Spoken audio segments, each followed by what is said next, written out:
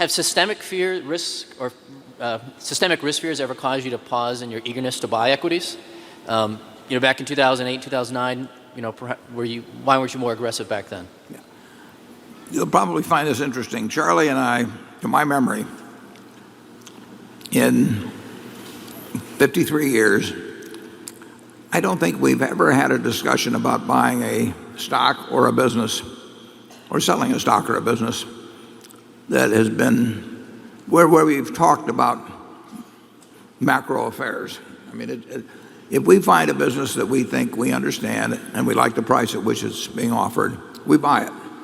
And it doesn't make any difference what the headlines are. It doesn't make any difference what the Federal Reserve is doing. It doesn't make any difference what's going on in Europe. We buy it. There's always going to be good and bad news out there, and which gets emphasized the most depends on the moods of people or newspaper editors or whomever. And there's a ton of bad. I bought my first stock, in June of '42, and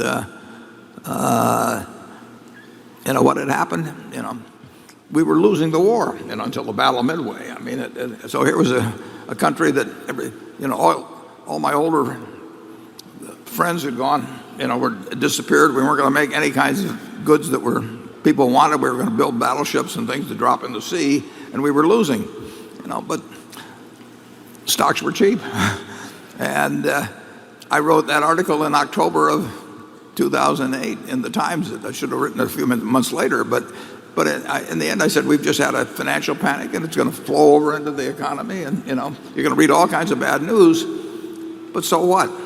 America's not going to go away, and stocks are cheap. We look to value, and we don't look to headlines at all, and we really don't. Everybody thinks that we sit around and talk about macro factors. We don't have any discussions about macro factors. Charlie? Yeah, but we did keep liquid reserves at the bottom of the panic that if we'd known it was not going to get any worse, we would have spent. But because we didn't know that. Yeah, we know what we don't know, and we know we don't want to go broke. I mean, we start with that, and we know you can't go broke if you got a fair amount of liquid reserves around and you don't have any near-term debts and so on. So